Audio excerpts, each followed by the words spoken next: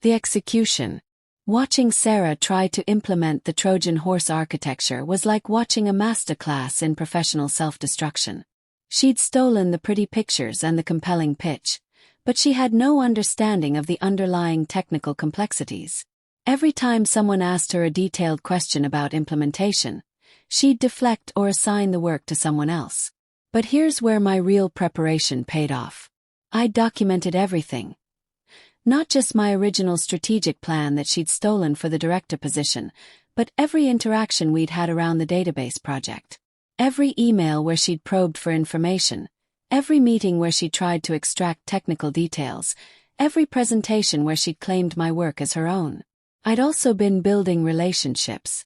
While Sarah was busy playing politics and stealing credit, I was quietly becoming the person that individual contributors trusted. I was the one they came to with technical questions, the one who helped them solve complex problems, the one who had their back when deadlines got tight. So when Sarah's project started showing cracks, people naturally came to me for help. The first sign of trouble came about 4 months into implementation. The new database architecture was performing well under light load, but some of our monitoring tools were showing concerning patterns. Nothing catastrophic yet, but early warning signs that things weren't as stable as they appeared. Sarah, of course, had no idea how to interpret these signals. When the team raised concerns, she dismissed them, insisting that the architecture was sound and they just needed to trust the process. I stayed quiet, documenting everything. Then came the load testing phase. We were preparing to migrate our largest client to the new system. A migration that Sarah had personally promised to the CEO would demonstrate the power of her innovative architecture.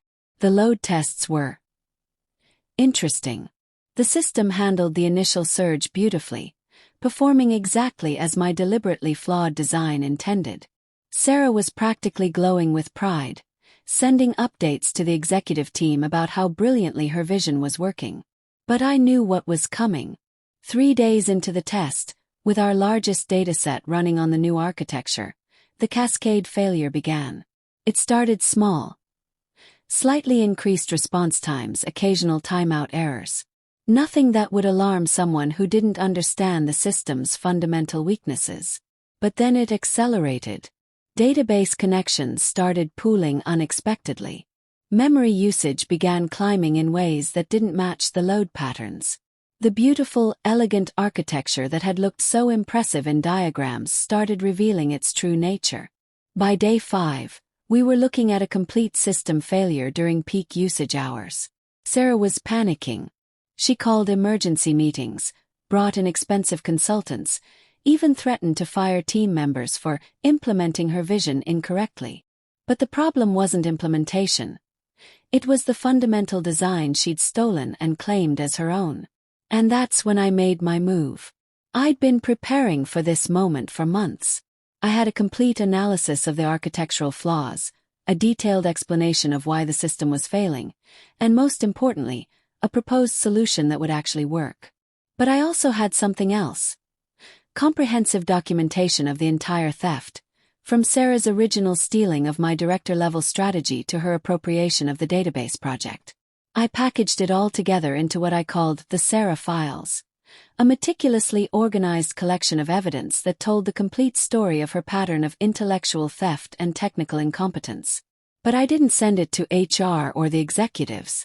That would have been too easy, too private. Sarah had humiliated me publicly, taking credit for my work in front of the entire company.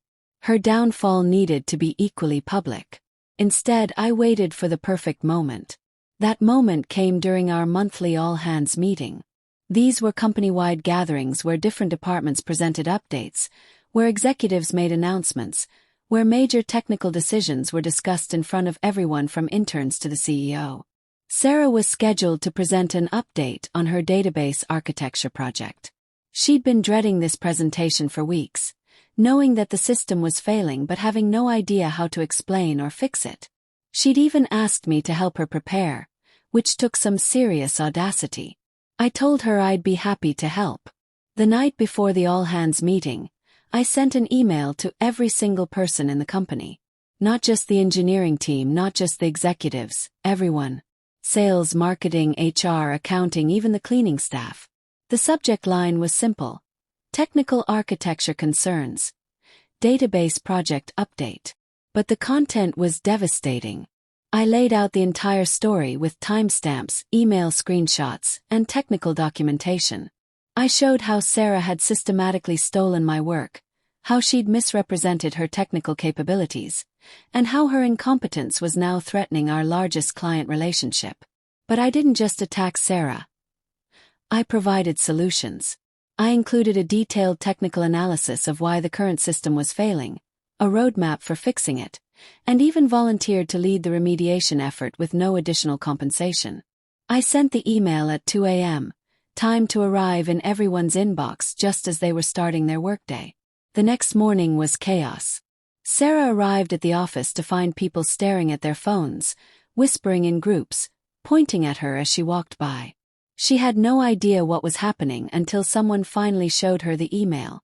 I'll never forget the look on her face when she realized what I'd done. It wasn't anger or embarrassment. It was the pure terror of someone who knows they've been completely exposed.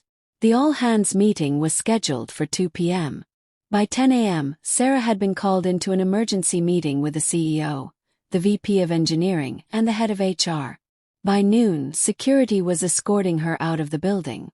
The official announcement came during the all-hands meeting. Our CEO stood up in front of the entire company and delivered what was essentially a public execution. Due to serious concerns about intellectual property theft and misrepresentation of technical capabilities, Sarah Chen's employment with Innovate Solutions has been terminated, effective immediately. The database architecture project will be suspended pending a complete technical review. He then did something I never expected. He publicly acknowledged my email, thanked me for bringing these concerns to light, and announced that I would be leading both the technical remediation effort and taking over Sarah's responsibilities as interim director of engineering. The room was completely silent. You could have heard a pin drop. But then, slowly, people started clapping. It started with one person, then spread throughout the room until the entire company was applauding. Not just polite corporate clapping. Genuine, enthusiastic applause. Done it. I'd taken down the person who'd tried to destroy my career, and I'd done it in the most public, humiliating way possible.